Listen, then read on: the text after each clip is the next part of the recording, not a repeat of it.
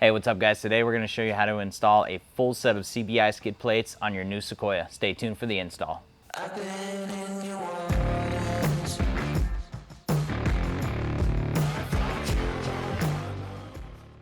All right, so we got our aluminum skids all laid out. Install for the steel version is going to be the exact same. It's just going to be not quite as thick, but it's going to be the same hardware, same process. So just follow right along if you have the steel version. So first step, I've kind of laid everything out. We opened up our hardware kits, got it all organized. Now we're going to start on the vehicle by removing the factory skid plate.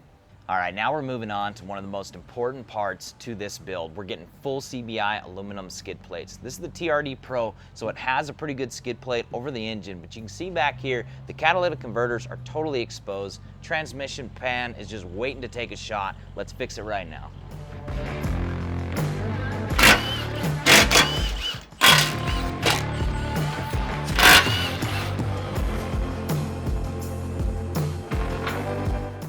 All right, so we're gonna start on the front skid and work our way back. So I've applied a little bit of anti-seize to these bolts, and we're gonna just start them in the front two holes.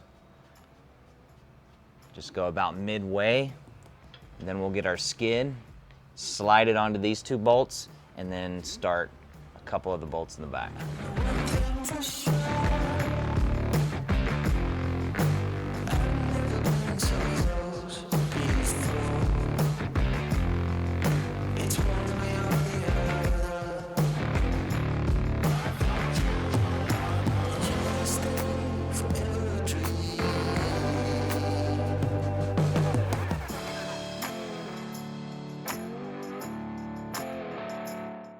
All right, so now we're gonna install our next piece.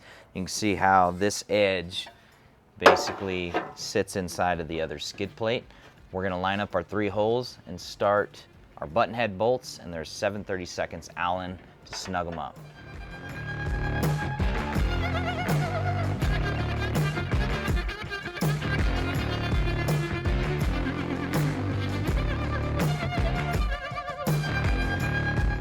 All right, so installing the LCA skids on the Tundra and Sequoia, install is going to be the same on these. Product's going to be the same on these as well, but we have three holes that we're going to mount to.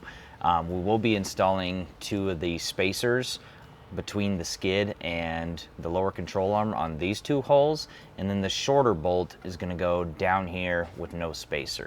So we're going to get the lower control arm in place, get our spacers, our two longer bolts here, captured with a nut here. Then we'll install our shorter bolt with the washer and nut there.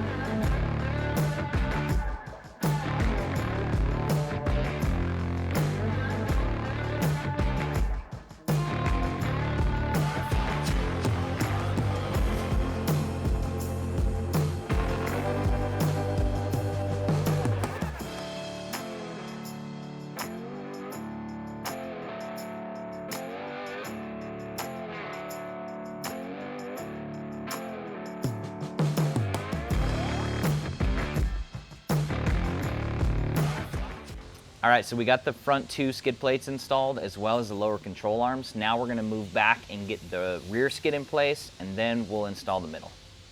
All right, so right behind this cross member is kind of a squarish hole, and what we need to do is pop out the plastic cap that's in the top, because ultimately we have a carriage bolt that's gonna run all the way through the frame, and we're gonna capture it with a nut on top, but we need to get that plastic cover out of the way.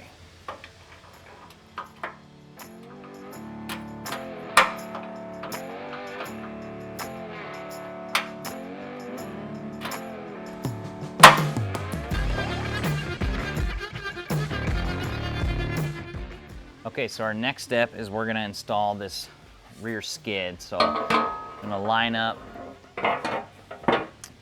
this hole over here, and then use the shorter of the carriage bolts in these square inside holes.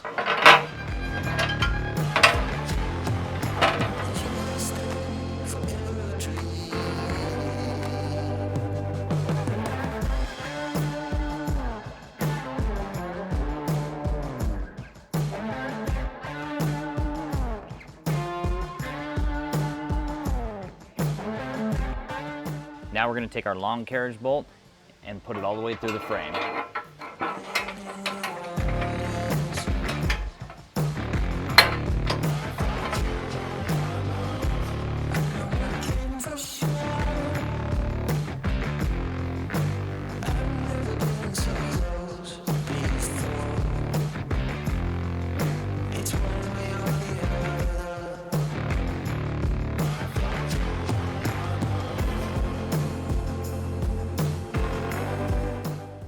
Okay, now it's time to get this middle skid in place, and we have our 3 button head stainless steel bolts. I'm going to put a little anti-seize on those, and they're going to go in these 3 locations. We'll get those hand tight, and then we'll move to the carriage bolts in the back.